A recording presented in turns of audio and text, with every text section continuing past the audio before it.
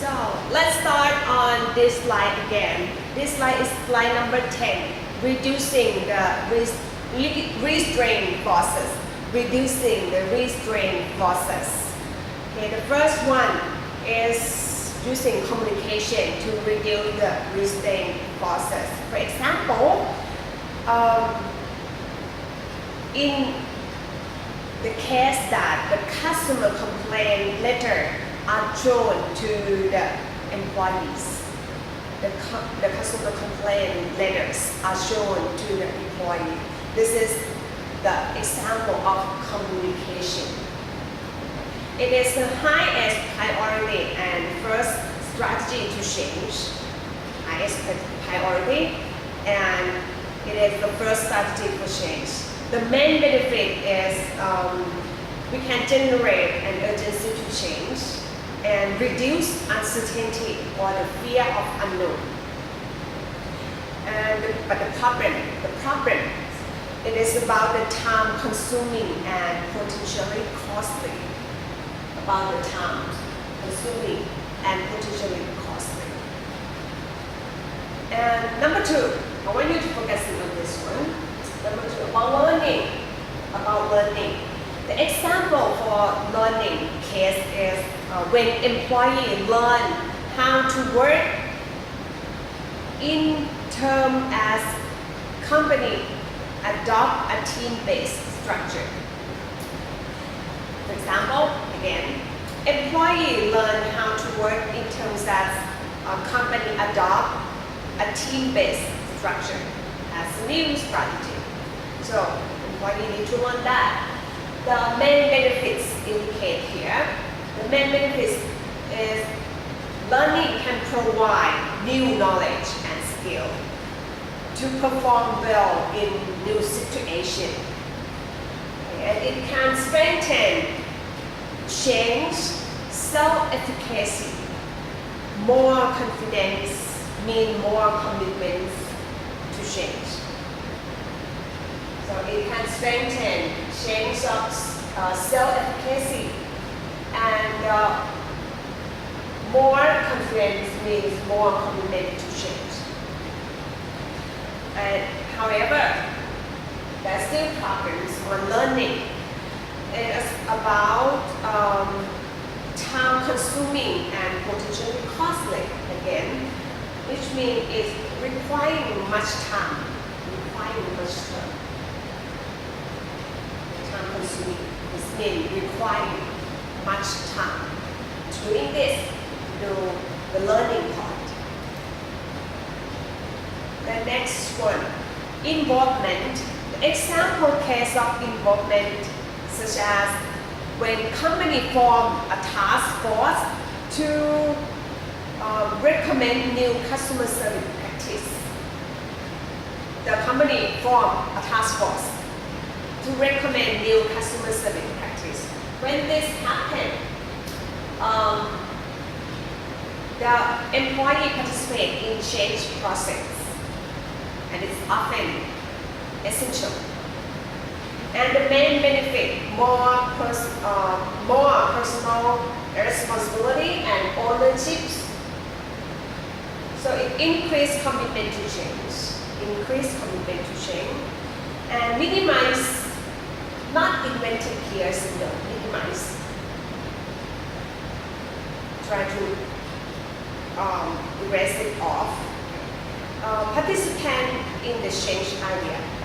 In order to minimize not invented here syndrome, the employee need to participate in the change idea situation.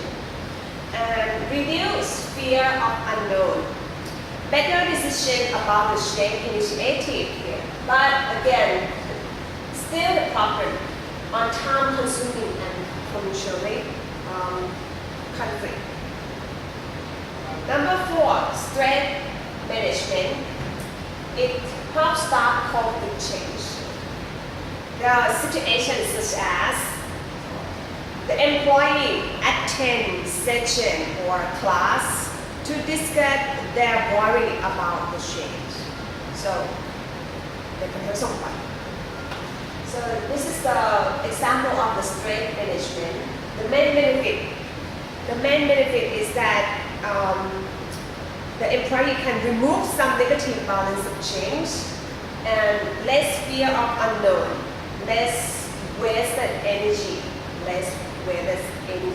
So some motivation to support the change process. However, the problem is still there.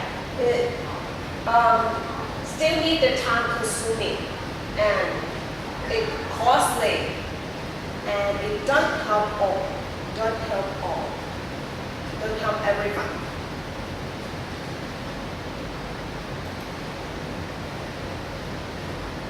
The negotiation.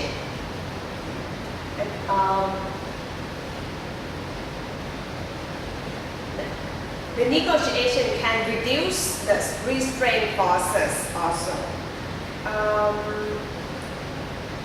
The negotiation can apply negotiation as the main influence tactic to gain employees' compliance with change. We apply the negotiation as the main influence tactic to gain employee compliance with change. The compliance means the ability to act according to an order or the request. Ability to act according to an order or the request. So that is the compliance. The negotiation may be necessary for those who clearly lost out from the change people and won't otherwise support change. For those who clearly lost and won't otherwise support change. The problem is it's expensive, it gains compliance and not commitment. It gains compliance. And number 6 is coercion. The coercion is necessary when all other strategies fail. Again, I say it again. Coercion. It is necessary when all other strategies fail. So the coercion itself means the use of force to persuade someone to do something that they are unwilling to do. So you force them to do it. They're not willing to do it. You force them to do it. It's coercion. So it is assertive influence tactics. Such as persistently reminder or frequent monitoring. The employee working, be there many times, for example. That's the coercion. And it is radical form of unlearning. The problem again is reduced trust between employee or between boss and employee. May create sudden resistance, and more politics to protect their own job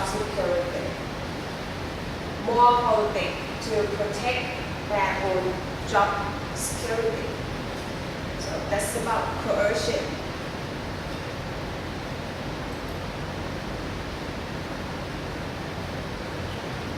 Slide number 13 is about transformation, leadership, and change. Transformation, leadership, and change will be, or we talk about transformation leader a lot from last 2 chapters. And this one, we're not gonna go deep about it.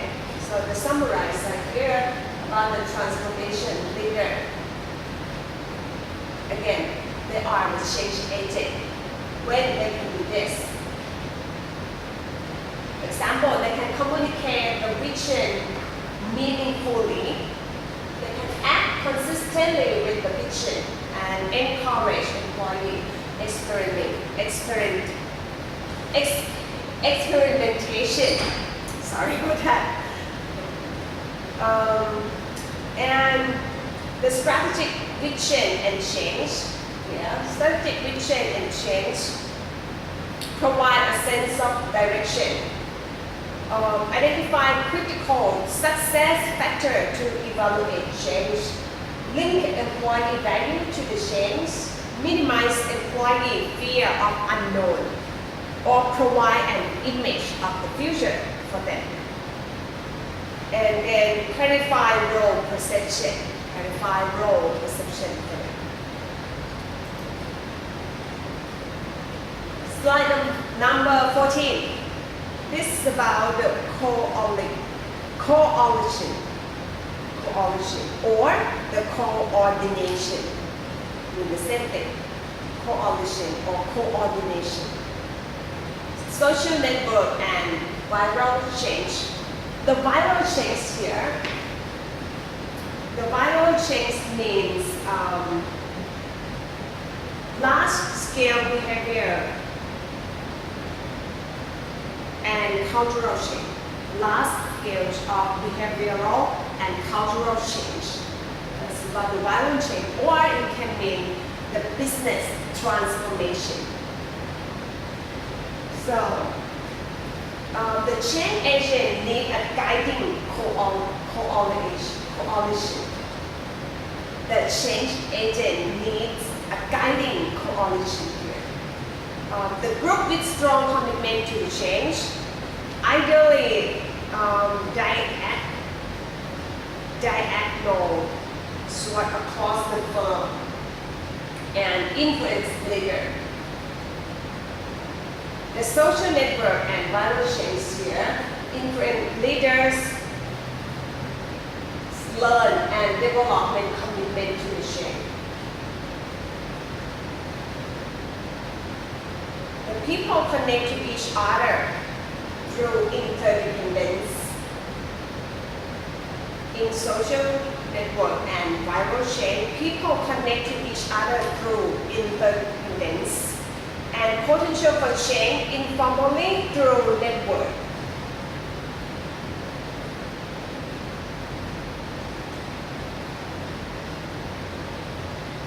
So,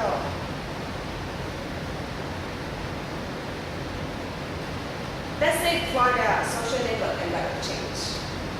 The next slide, slide 15, the pilot project and diffusion of change. Diffusion here. Diffusion means the new idea or new product that is accepted by the market. The diffusion here, diffusion of change. Diffusion means new idea or new product that is accepted by the market. Successful change initiative usually begin as a pilot project. Again, pilot project. The successful change initiative usually begin as a pilot project. The pilot project offers greater flexibility and less risk. Its effective diffusion of pilot project apply the mass model. So the effective diffusion of pilot project applied in the mass model. The mass models here, motivation, ability, role perception, and situational factors. MARS, the mass model. The motivation, such as employee sees success of pilot project, then reward people in the pilot project for changing their previous work practice, and then apply the practice that minimize resistance to change. That's about motivation. And the ability, give employee the opportunity to interact with and learn from those in the pilot project. And translate pilot to other situation, or disperse or spread over the employee in the original pilot to other work units who already done and success, so move them to other units as the role models, And the role perception here. You need to have the clear role perception. So, to help employee understand how the practice in a pilot project apply to them. The clear role perception to help employee understand how the practice in a pilot project apply to them. And the situation factors here provide resource and time necessary to adopt the practice demonstrate in the pilot project. Provide resource and time necessary to adopt the practice demonstrate in the pilot project. That's about the situational factors. Mars model. And this one, slide number 16, the action research approach. The action orientation and the research orientation are the concept. Quite a big concept in this on this slide. The action orientation diagnose current problem and apply intervention that resolve those problems, maybe right away. And the research orientation testing application of concept. It is the research study approach. It needs to collect data to diagnose the problem, and it is the systematically evaluate how well the theory work in practice. So in testing application of concept first. The action research in principle. It open system perspective, highly participative process, and data-driven, problem-oriented process. So this is the action research principles. In open system perspective here, change agent need to anticipate. Again, change agent need to anticipate intended and unintended consequence of interventions. The change agent need to anticipate intended and unintended consequence of intervention. The second one, in highly participative process, it requires employees' knowledge and commitment. Require employees' knowledge and commitments. Employees are co-researchers and participants. Employees are also co-researcher and participant at the same time. On this one, the problem analysis through data collection and analysis. The problem analysis through the data collection and analysis. It is a problem-oriented process and driven by the data. On this slide, the action research process. First one, from client-consultant relationship, form the client-consultant relationship. Assume change agent originate outside the system. It assumes that the change agent originate outside the system. Someone giving you information. The client readiness, such as the client motivation, open to meaningful change, having ability to complete change process. And number two, diagnose need for change. Diagnose need for change. It is organizational diagnosis. Gathering and analyzing data about an ongoing system such as interview and survey. Again, the diagnose need for change. The first one, organizational diagnosis. It is gathering and analyzing data about the ongoing systems such as interview and survey. And it includes employee involvement. On the second one, it includes employee involvement, which the employee agree on change method, on schedule, on expected standard of successful change, for example. Number 3, introduce intervention. It's applied one or more actions such as the managing conflict, the team building, the changing corporate culture. And the fourth one, evaluate and stabilize change. Evaluate and stabilize change. Evaluating effectiveness of the intervention against the standard established in the diagnostic state. Again, evaluating effectiveness of the intervention against the standard established in the diagnostic state. And it rephrase condition to stabilize change. Number 5, disengage consultant service. Disengage consultant service. So that's the action research process. 5 steps of action research process. Slide number 18.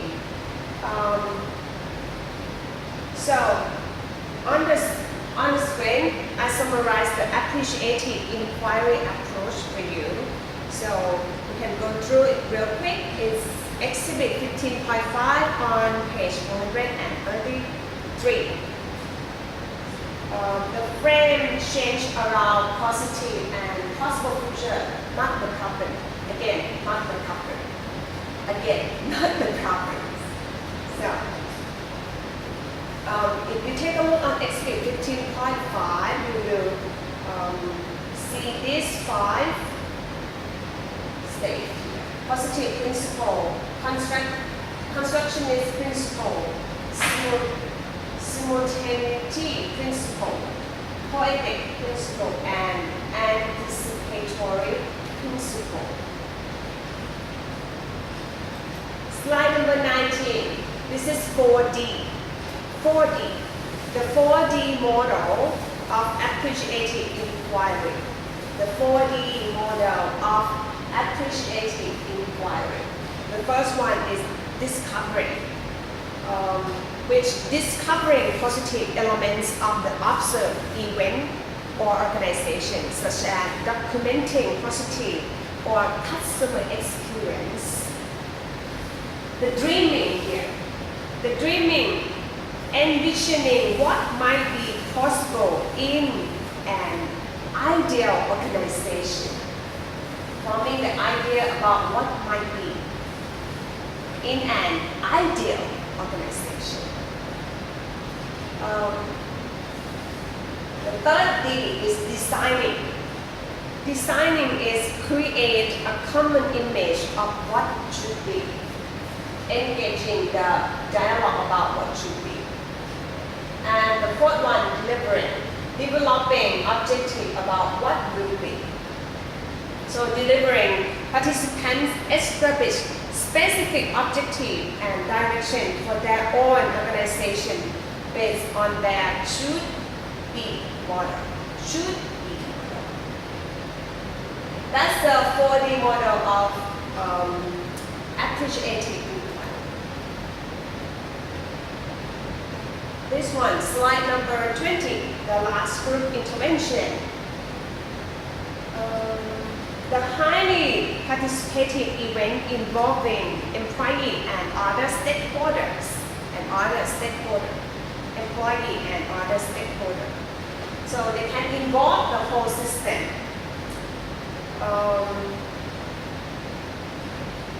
Or future-oriented.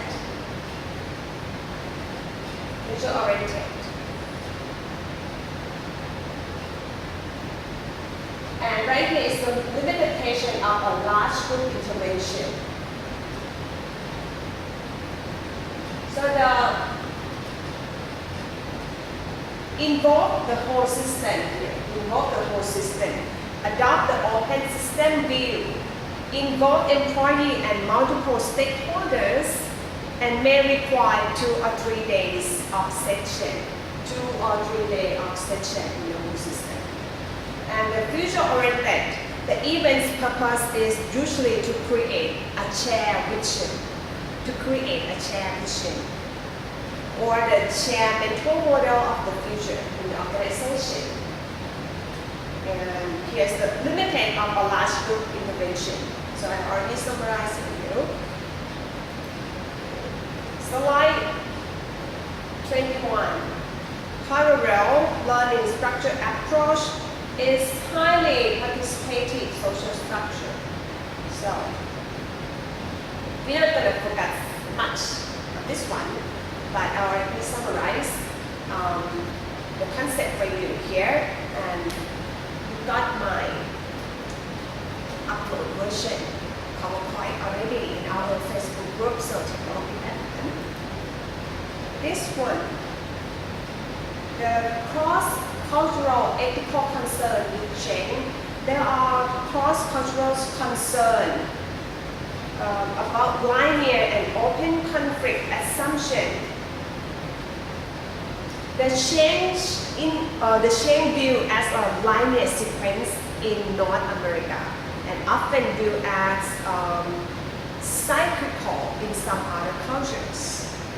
The task-oriented conflict built in some change practice, but overt conflict isn't consistent with some culture. And the ethical concern also summarized here for you. And this one is the last slide for today. So if you have more questions, you can email me, you can inbox me. And wish you the best for your examination. Good luck on your